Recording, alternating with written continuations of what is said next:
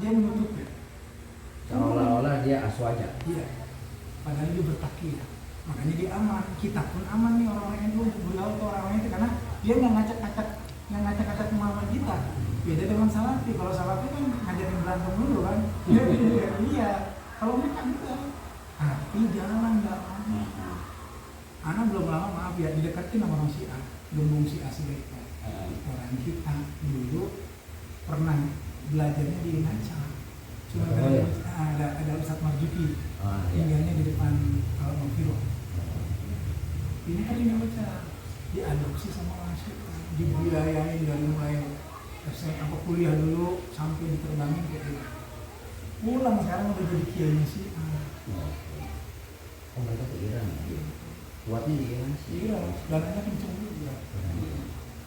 Ujuk-ujuk datang dia Haji, karena buka ngaji yang kecil dah ya, kita ringan, duduk di depan anak. Nah, bilang mati ini orang maaf ya istilahnya bukan makomnya ngaji sama kita, memang kan makom rendah wasim gitu, ngaji di depan kita.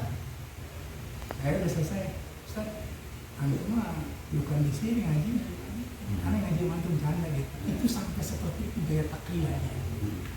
Karena mengenal antum, pokoknya dia muji-muji kita lah, dia segala macam. Ngaji, jangan segala saya malu. Bukan makomnya, nggak enak. Antum kan tau antum udah keluar negeri, masa ngaji sama saya? Ngaji dia tuh solihin, gitu. Akhirnya besokannya nggak datang lagi, cuma anak dalam itu jangan lah, tolong jangan muncul di sini gitu. Kalau yang mau ngaji, anak ngaji khusus ke rumah antum nggak enak. Orang-orang kan jadi heboh di kampung. Dikiranya anak yang ngundang, gitu. Akhirnya ngomongin gitu, besokannya nggak ada dia. Cuma tetap ngajakin gitu. Baiklah ya. Iya. Dan pinternya dia berbagai cara Ji.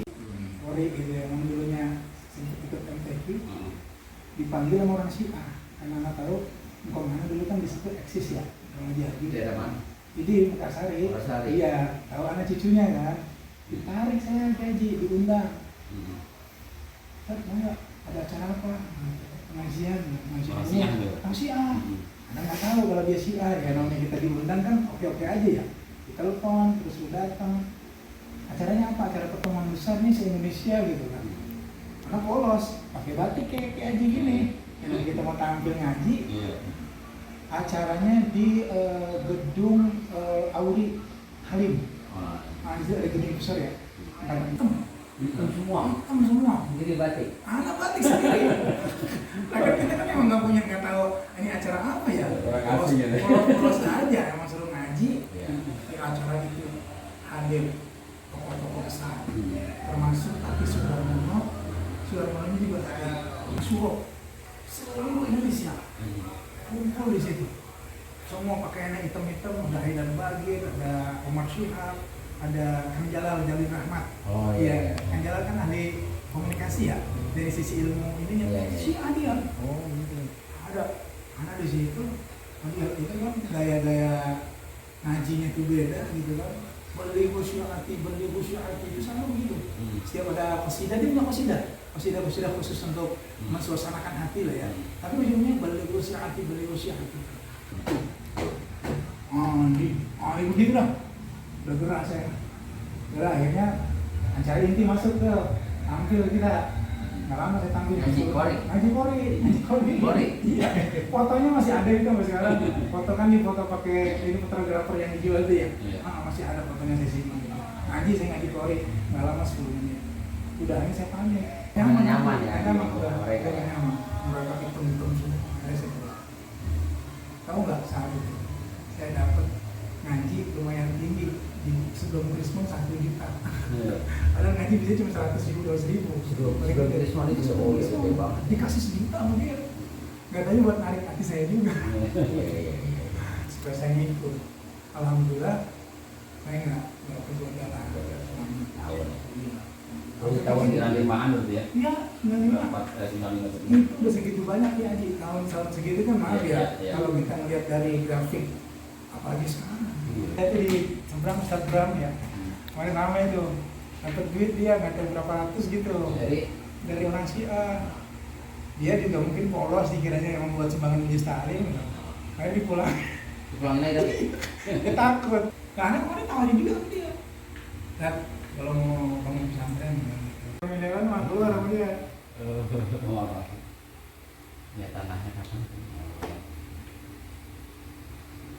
Tapi hati-hati juga kayak dia nyusuk bagaikan semut hitam di atas mereka. Berapa sabda?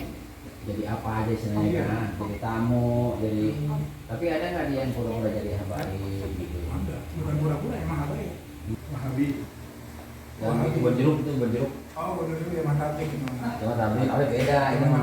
Ya, cuman tapi Sama lah kita semua. Cuma gayanya aja yang serampangan. Iya. Beda gitu. Sebetulnya dia kalau ada ulamanya bagus. Bagus. Iya, cuma kiai coba agak somong juga. Iya. Kalau yang bukan alim ya, Iya. saya pernah ikut dia dulu pernah ikut di Mesir 40 hari. Oh di Mesir juga ada? Ada. JT. Gitu. Cuman waktu itu yang gerak orang Arab. Jadi saya Emang itu daerah negara nih ya? semua negara. Semua negara nih. Kalau JT saya udah teliti aman dah dari sisi akidah. Maksudnya nggak mempermasalahkan masalah khilafiyah, masalah-masalah yang berkaitan dengan kondisi masyarakat minimal. Baik. Orang udang istilahnya, kamu tahu yang penting dia mah dakwah. Ada JT. iya, akhirnya kita ya agak kendor juga ini sih ya. Ini dari Sulaiman jadi. Iya dari Sulaiman. Kuat itu dari. Ya kuat gitu. Ya, cuma tahu. Dan dia udah cukup banyak membawa orang nah. Iya, hijrah. Termasuk di teroris sama itu. Saya sempat kenalan sama beliau dekat. Teroris. Jadi sempat berapa kali dengan dia ceramah. Dia kan kalau ceramah isinya pengalaman pribadi. Pengalaman aja Kalau yang pas dia sudah cerita ya. mentok, ya pas sudah mentok urusan pertanyaan terkait dengan syariat, Selain. saya yang biasain itu berapa kali saya ikut di Badak Tulas 1, 31, 321 yang di Banten dulu pernah namanya dia. Sampai baju saya pernah gitu. Dia cerita gitu. Perempuan mana yang sudah nggak saya cobain semua udah. Dia bilang gitu. Pokoknya saya udah maksiatnya manusia. Tapi subhanallah, hidayah Allah itu terjadi ketika dia sakau di malam Jumat. Ini cerita dia nih ya, ini saya nggak ngurangin apa dia sampai di malam Jumat dia sakau. Ini sampai panas dingin apa semua. Saat itu hidayah masih. Pagi-paginya dia terbangun, dia lihat orang persiapan mau ke sholat Jumat itu sekitar jam 10. Gitu. Di situ saya bertahun-tahun di dunia entertain sebagai penghibur, saya tidak menemukan kebahagiaan. Dunia saya dapat tapi hati saya gersang gitu. Akhirnya saat itu dia tergerak, akhirnya pengen tahu orang-orang yang mau ke masjid pada ngapain. Nah, pada saat itu kemudian katanya ada yang disebut ilmu masjid, ikut program 3 hari. Ternyata ditelusuri dia keluarganya dulu ada kiai. Oh gitu. Uyutnya kiai besar di Ternate. Tapi Iya. dia termasuk ini juga ya. Iya. Istiqomah istilahnya. Meninggal terakhir juga kan dalam keadaan habis program itu juga. Nah saya senangnya di dakwah itu. Ngaji pulang-pulang nyalain orang. Padahal masih ilmunya alim baru. Enggak bukan yang benar mah nyalain lampu ya. Nyalain orang. Ngaji urusin dia. Orang kebakar tuh. Ngaji urusin dia udah kayak paling pintar. Iya. Kita ngantar bertahun-tahun. Masih serba Padahal kurang. begitu kan. Itu ya. Jadi militan yang salah kalau saya salah. Emang Salafi maaf ya. Kalau melihat dari sejarah, nah itu memang diciptakan untuk memecah belah internal umat. Itu kesimpulannya. Saya menemukan buku yang sahih ya, namanya Tarikh Najd. Tarikh Najd itu di dalamnya isinya tentang sejarah Wahabi dari dulu sampai sekarang. Dan memang terbukti Wahabi itu hadir memecah belah umat. Waktu itu bikin makar di Mekah Madinah, terjadilah itu. Berkuasalah Bani Saud. Ceritanya begitu. Dan itu berkuasanya Bani Saud, maaf. Saya bukannya Bani apa? Bani Saud. Yang sekarang berkuasa Bani Saud. Ini kan Sama. terah Saudi kan Bani Saud semuanya. Sejarahnya itu kudeta. Jadi sebetulnya keturunan Rasulullah Bani Hasyim itu ada di Jordan, bukan di Mekah. Oh gitu. Jadi Mekah udah disolusi semenjak kejadian kudeta. Awalnya di Mekah, Di Mekah. tapi dia sekarang geser ke Jordan. Dihijrahkan di sana karena mereka ingin berkuasa. Dan di situ sempat terjadi pembantaian besar-besaran. Kalangan Aswaja dibantai di situ. Ini cerita dari Tarikh Najd ya. Saya baca buku itu dan diterjemahin sudah sama teman dalam bentuk judulnya kesesatan atau membongkar kesesatan Wahabi. Ada teman saya bikin. Oh gitu. Namanya Syekh Idahram.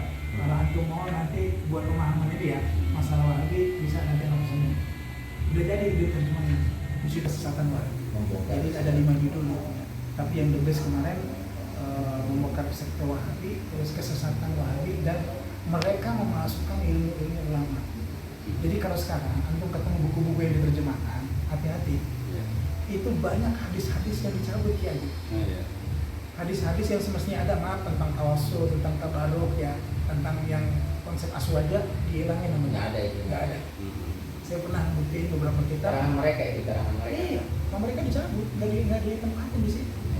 Karena nggak ada kekuatan orang Saudi aswaja, kan ulama Saudi ini terpecah sebetulnya. Nggak semua Wahabi, ada mereka yang versi juga termasuk Syekh Sunan itu dari Sudes itu aswaja. Pernah satu Tapi memang sudah aswaja. sudah. Oh kan katanya beritanya itu. Enggak, sebenarnya dia dalamnya ya. Dalamnya aswaja, cuman karena dia kan dilematis sebagai imam besar, jadi dia harus menunjukkan pro pemerintah. Takiyah juga dia takiyah. Sama Suren. Keren. Kalau ramai-ramai Maulid Nabi, jadi Maulid Nabi kan salah satu saksi sejarah yang sekarang ada di Makkah dan masih berdiri dengan baik meskipun berubah nama jadi Maktabah Makkah Al-Mukarramah namanya. Itu tempat kelahiran Nabi, masih diincar mau dinakain. Ulama kumpul semua dibahas itu. Ka'bahnya yang beliau. Bukan Tempat makom tempat kelahiran Nabi, Maulidin Nabi. Ya kan Rasulullah ketika cahaya turun ke bumi itu kan di situ ya jatuhnya, dan dia lahir di tempat itu.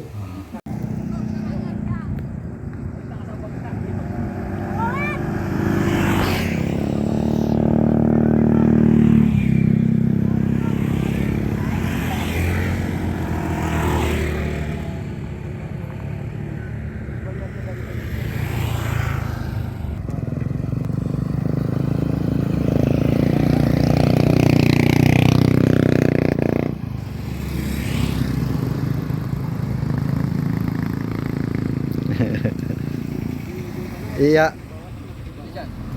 Ini Cang, kamera.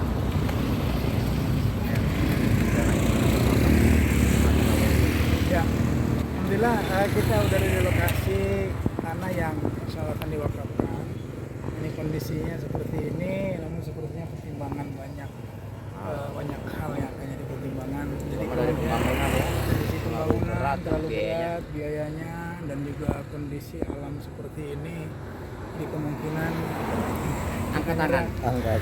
kita nyerah. Kalau ada yang lain, kalau ada yang minat boleh. Ya, Ini dari daerah Jawara Sukamakmur. Ya, kalau Ini ada langsung nih sama RW-nya nih. Ya, ini lokasinya Kalau Kampung kita Jawara, mundur dah. Desa Pabuaran, Kecamatan Sukamakmur.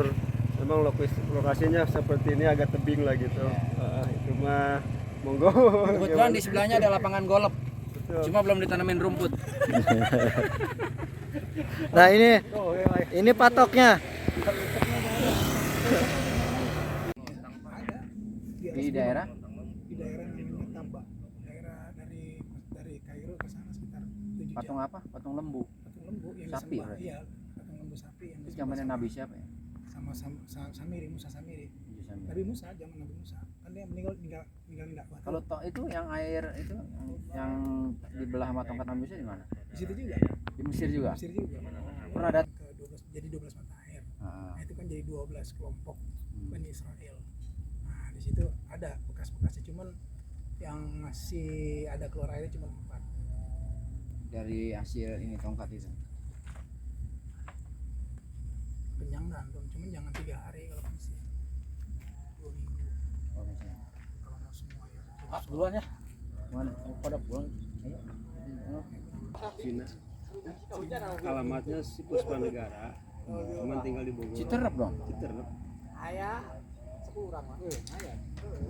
Yang ternak ayam mana? Ayam sih. Kalau yang ini? Ini bukan. Kalau ini perkebunan. Ini mau buka wisata. 18 bulan 11 akhir 18 ya? Siap. Tahanannya serangan lah. Oh, siap.